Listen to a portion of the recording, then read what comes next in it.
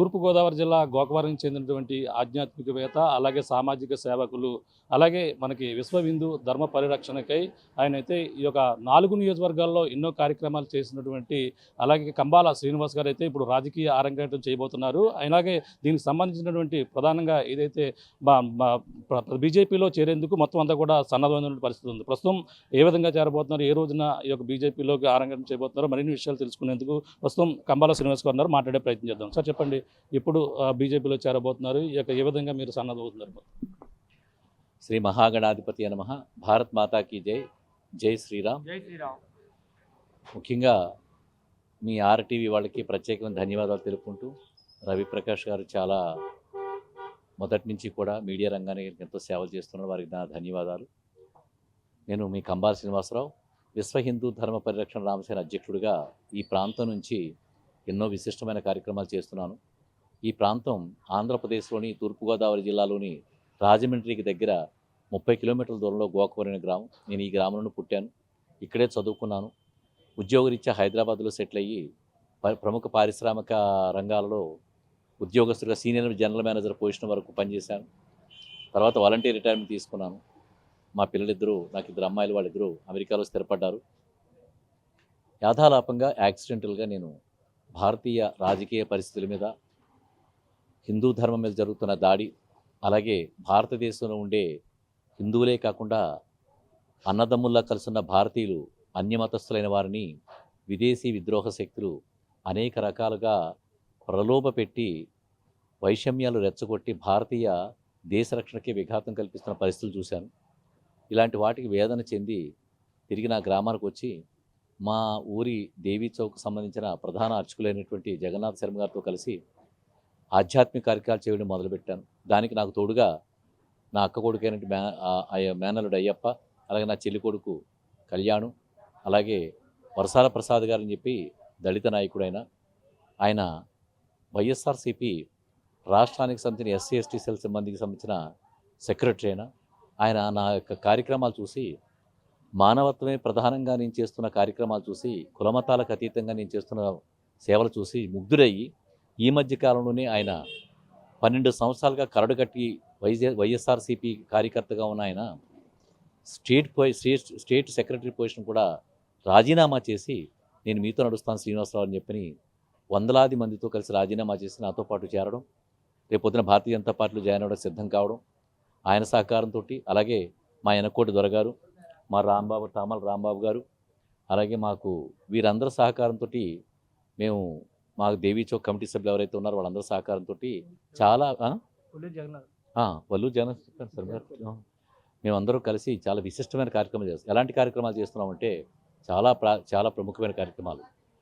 మా ప్రతి శుక్రవారం ఆలయాలకి పులిహార అంటే వితరణ, సుఖప్రసాద పంపిణీ చేస్తున్నాం.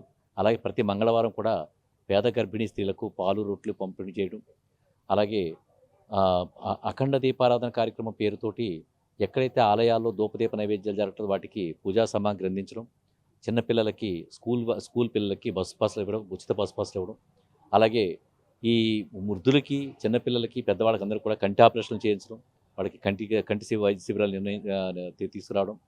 చాలామంది ఈ ప్రాంతం అంతా కూడా దళితులైనా, అలాగే బీదవర్గ ప్రజలైనా, మధ్యవర్తి ఎవరైనా వచ్చినప్పుడు వాళ్ళ యాక్సిడెంట్లకు కానీ, యాక్సిడెంట్ అయిన వాళ్ళకి, అలాగే పైనుంచి తర్వాత ఇల్లు కాలిపోయిన వాళ్ళకి, ఇల్లు కూలిపోయిన వాళ్ళకి, అనారోగ్యంతో మంచం పట్టిన వాళ్ళకి, క్యాన్సర్ లాంటి భయంకర వ్యాధులు పాల్పడ్డ వాళ్ళకి వేలాదిగా సహాయం చేయడం.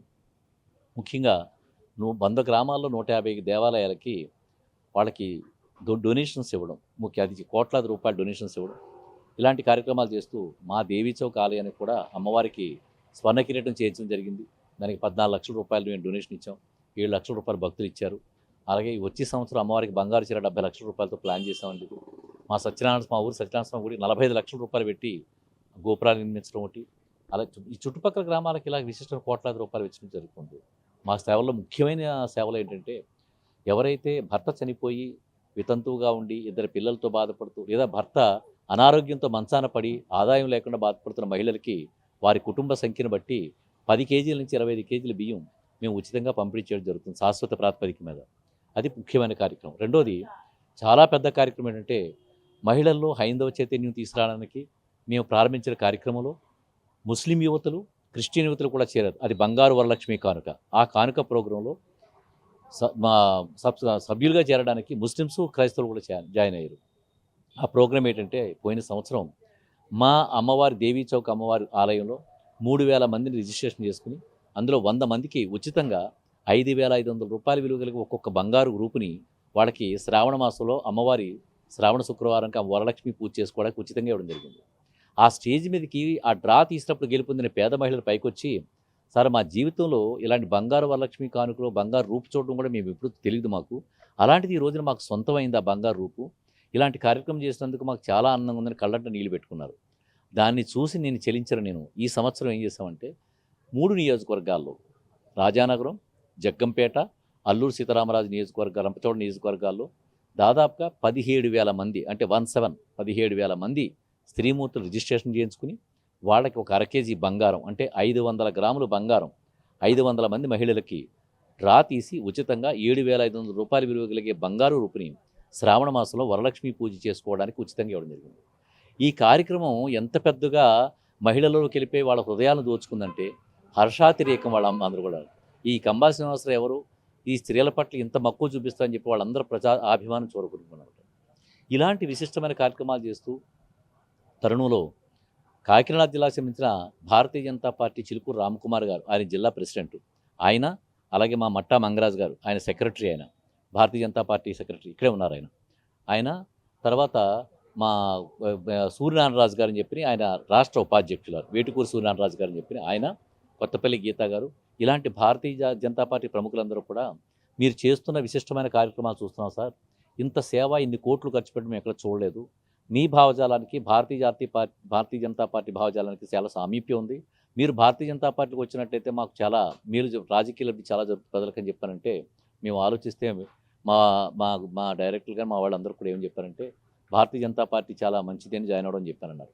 నాకు కూడా వెంటనే గుర్తుకొచ్చింది నరేంద్ర మోడీ గారు భారతదేశంలో ఉండే పేదరిక నిర్మూలన కోసం కానీ, అన్యమతస్థులు అనే హిందూ మతం, క్రైస్తవం, ఇస్లాం అనే మత విచక్షణ లేకుండా అందరి అభ్యున్నతి కొరకు పాటుపడడం, అలాగే భారతదేశ యొక్క దేశ పటిష్టతకు సంబంధించిన బలమైన శక్తిగా ఆయన తయారు చేయడం, ఇవన్నీ వేరే రాజకీయ పార్టీ వల్ల సాధ్యం కాదండి, ఒక్క భారతీయ జనతా పార్టీ వల్ల సాధ్యం. ఆయన ఇంత స్ఫూర్తి, ఆయన త్యాగధనుడు, ఆయన మీకు అందరికీ తెలిసిందే. అలాంటి త్యాగమూర్తిని నా స్ఫూర్తిగా తీసుకుని భారతీయ జనతా పార్టీలో చేరడానికి నేను నిశ్చయం తీసుకున్నాను. భారతీయ జనతా పార్టీలో మేము దగ్గుపాటి పురంధరేశ్వరి గారిని కలిసి, ఆవిడ రాష్ట్ర అధ్యక్షురాలు కలిసినప్పుడు ఆవిడ చాలా సంతోషపడి ఆవిడ ఆహ్వానించారు. వారి ఆహ్వానం మేరకు మేము జాయిన్ అవుతున్నాం. వారి ఆధ్వర్యంలో నా అదృష్టం ఏంటంటే, ఈ డిసెంబర్ 25వ తారీఖు వాజ్పేయి గారి పుట్టినరోజు రావడం జరిగింది. వాళ్ళు ఆ డేట్ ఇచ్చారు. అదే డేటు మాకు వాజ్పేయి గారి 100వ పుట్టినరోజు అవ్వడం, దాన్ని పురంధరేశ్వరి గారు ఇక్కడే ఘనంగా చేద్దామని చెప్పి నిర్ణయం తీసుకోవడం, ఈ వేడుకలో కూడా ఆ వేడుక కలిపి చేస్తున్నామన్నమాట. ఆ రోజు నేను జాయిన్ అవుతున్నాం. దీనికి మా కేంద్ర మంత్రివర్యులైనటువంటి మన శ్రీనివాస్ వర్మ గారు, అలాగే రాష్ట్రానికి సంబంధించిన మంత్రివర్యులైనటువంటి సత్యకుమార్ గారు, అలాగే సోము వీర్రాజు గారు నేషనల్ నాయకుడు మీకు తెలిసిందే, ఆయన ప్లస్ భారతీయ జనతా పార్టీ అన్ని జిల్లాల రాష్ట్ర అధ్యక్షులు, జిల్లా అధ్యక్షులు పురంధరేశ్వరి అధ్యక్షతన ఆవిడే నాకు కండువా వేస్తారు. వారి అధ్యక్షతన మేమందరం కూడా 25వ తారీఖు నాడు 10,000 మంది జనసమూహంతో, భారీ సమూహంతో, మీరు అన్ని ఏర్పాట్లు చూస్తూ వీడియో తీసుకుని ఉంటారు, ఇంత జనసమూహంతో మేము భారీ ఎత్తున మేము ఇక్కడ భారతీయ జనతా పార్టీలో రావడం జరుగుతుంది. నా ఉద్దేశం ఏంటంటే, ఇన్నాళ్ళు విశ్వ హిందూ ధర్మ పరిరక్షణ అంశాల అధ్యక్షుడిగా దాని కార్యక్రమాలు ఇంకా కొనసాగుతూనే ఉంటాయి. నేను ప్రముఖంగా మా అవార్డు నేను ఆలోచించుకుని చేసేది ఏంటంటే, ఏదైతే రాజకీయ లబ్ధి ఉందో ఆ రాజకీయ లబ్ధిలో ఆర్థిక వనరులు ఉంటాయి, సామాజిక వనరులు ఉంటాయి, ఎన్నో రకాల వనరులు ఉంటాయి. ఆ వనరులు మధ్యవర్తుల ద్వారా దుర్వినియోగం అయిపోతున్నాయి. దాన్ని ప్రజలకి సద్వినియోగం చేస్తూ సక్రమంగా ప్రజలకు చేర్చాలనే ఉద్దేశంతో నేను రాజకీయ వల్లకు రావడం జరిగింది. ఈ రాజకీయ లబ్ధి ప్రజలందరికీ చేరాలి, అదే మా యొక్క సౌజన్యం. దాంతో వస్తున్నాం.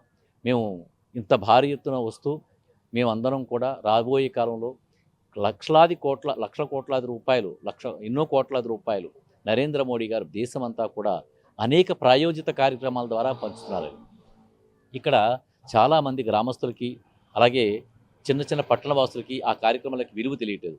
నా ఉద్దేశం ఏంటంటే, ప్రింట్ మీడియా ద్వారా కానీ, ఎలక్ట్రానిక్ మీడియా ద్వారా కానీ నా సొంత నిధులు ఉపయోగించుకుంటూ నరేంద్ర మోడీ గారు ఏదైతే బృహత్తరమైన కార్యక్రమాలు చేపట్టి ప్రజలకు చేస్తున్నారో ఆ చేసే కార్యక్రమాల యొక్క ప్రాయోజిత విలువలన్నీ కూడా అందరికీ కూడా, పామరులు సైతం, చదువుకున్న వాడు సైతం వాడికి అర్థమయ్యే స్థాయికి తీసుకెళ్తూ భారతీయ జనతా పార్టీ యొక్క విశిష్టతని మన రాష్ట్రం అంతా ప్రాచుర్యం చేయించాలనే ఉద్దేశంతో జాయిన్ అవుతాను. అంటే ప్రధానంగా ఏదైతే నిన్న మొన్నటి వరకు మీరు ఆధ్యాత్మికంగానే ముందుకు వెళ్తూ ఉన్నారు, కానీ ఇప్పుడు రాజకీయంగా వెళ్ళడం ఒక కత్తిమీద సాము లాంటిది. దాన్ని ఏ విధంగా మీరు కలుపుకుని నియోజకవర్గం అంటే 3 మండలాల్లో మీరు సేవా కార్యక్రమాలు చేస్తున్నారు, ఇక్కడ రాజకీయ పరంగా ఏ విధంగా ముందుకు వెళ్తారు మీరు? కత్తి మీద సాము అనేది ఎవరికంటే అండి, మనసులో దుర్మార్గం ఉండి డబ్బు సంపాదించుకుందాం, లేకపోతే దోచుకుందాం, కాంట్రాక్టులు చేసుకుందాం, ఇలాంటి దుర్మార్గపు ఆలోచనలు ఉన్న వాడికి కత్తి మీద సాము. నాకేముందండి, నేను నా సొంత నిధులు ఖర్చు పెట్టుకుంటాను, రాజకీయాల్లో డబ్బు సంపాదించవలసిన అవసరం నాకు లేదు. నాకు రియల్ ఎస్టేట్ వ్యాపారం ఉంది, నేను మొదటి నుంచి రియల్ ఎస్టేట్ వ్యాపారంలో మొదటి నుంచి అంటే నేను ఉద్యోగం విరమణ చేసిన తర్వాత నాకు రియల్ ఎస్టేట్లో బాగా కలిసి వచ్చింది. మా కన్స్ట్రక్షన్ కంపెనీ ఉంది, నా మేనల్లుడు ఉన్నారు, మా టీం డైరెక్టర్స్ ఉన్నారు, ఇక్కడే ఉన్నారు. వీళ్ళందరితో మేము వ్యాపారం చేసుకుని సంపాదించుకుంటాం. నేను ఎప్పుడూ కూడా డబ్బు కోసం ఆలోచించలేదు. మీరు చెప్పిన కత్తి మీద స్వామి ఎవరికంటే, అలాంటి సంపాదన ఉన్నవాడు ప్రతి ఒక్క నాయకుడికి కూడా కత్తి మీద స్వామి అది నాకు అవసరం లేదండి. నేను భగవంతుడు నమ్ముకున్నాను, మంచి చేస్తున్నాను. భారతీయ జనతా పార్టీ యొక్క సిద్ధాంతాలు మీకు విషయం చెప్పనా, భారతీయ జనతా పార్టీ అంటే భక్తి, దేశభక్తి. ఇది వాడక అందుకే మీకు రాష్ట్రంలో కూడా తక్కువ మంది ఉంటారు. దాంట్లో మీకు మంచి అంత ఎక్కువ అయితే జనాలు అంత పలచగా ఉంటారు. సంపాదన ఎక్కువ ఉన్న వాళ్ళు బాగా విస్తృతంగా ఉందంటే దాంట్లో ఏవో తేడాలు ఉంటాయి. నేను ఎవరిని విమర్శించట్లేదు. మాకు ఎన్డీఏ మంచి మా ముఖ్యమంత్రి గారు ఎన్డీఏ ముఖ్యమంత్రి చంద్రబాబు నాయుడు గారు ఎంతో గొప్పవారు. అలాగే పవన్ కళ్యాణ్ గురించి మీకు చెప్పందే కాదు, అది ప్రజాభిమానం చూరుకున్న మహానాయకుడు. మాకు మంచి మిత్రులు ఉన్నారు. మాకు కూడా నరేంద్ర మోడీ గారు స్ఫూర్తిదాయకమైన పర్సన్. మేము కలిసి వెళ్తాం, మాకు అపకారమే జరగదు. ఆ నమ్మకం మాకు. ఇందులో కత్తిమీద సాము అనే పదమే లేదండి. చాలా మాకు ప్రజలే చూసుకుంటారు. మేము చాలా సునాయాసంగా, విజయవంతంగా, సక్రమంగా, ధర్మబద్ధంగా ఎన్నో కార్యక్రమాలు చేయడానికి మేము సిద్ధంగా ఉన్నాం. మాకు ఆ ప్రాబ్లమే లేదండి. ఎంతమంది హాజరవుతున్నారు 25వ తారీఖున? కనీ విని ఎరగని రీతిలో రాష్ట్రంలోనే ఎక్కడ జరగని విధంగా ఉంటుందని చెప్పేసి విన్నాం. ఎలా ఉండబోతుంది అంటారు మొత్తం అంతా కూడా? ఎంతమంది హాజరవుతున్నారు? 15 లక్షల, దాదాపుగా 10,000 మందితోటి జన సమీకరణతో. అంటే మీరు రండి, మీకు బిర్యానీ ప్యాకెట్లు ఇస్తాం, మందు ప్యాకెట్లు ఇస్తాం అని చెప్పే భారతీయ జనతా పార్టీకి ఆ సిద్ధాంతాలు లేవండి. ప్రజలు అభిమానంతో, నరేంద్ర మోడీ గారు అంటే విపరీతమైన అభిమానంతో ఉన్నారు. రాముని తీసుకొచ్చినారన్న అభిమానంతో ఉన్నారు. క్రైస్తవులు, ముస్లిమ్స్ కూడా నరేంద్ర మోడీ గారికి ఇలాగ హిందూతత్వ భావాలు ఉన్నాయనే భావం లేదండి వాళ్ళకి. చాలా విస్తృతమైన బ్రాడ్ మైండెడ్తో ఉన్నారు పీపుల్. అలా ఉన్నారు కాబట్టి ఇప్పుడు చాలామంది వైఎస్ఆర్సీపీకి రిజైన్ చేసి ఎన్నో వేల మంది జాయిన్ అవుతున్నారు ఇప్పుడు నాతో పాటు. సో ఇలాంటి పరిస్థితుల్లో మేము చాలా భారీ ఎత్తునే ఇలా పెద్ద పెద్ద మంత్రివర్యులు స్వాగతిస్తూ మేము ఇంత భారీ కార్యక్రమం చేస్తున్నామండి. చాలా భారీ కార్యక్రమం చేస్తున్నాం.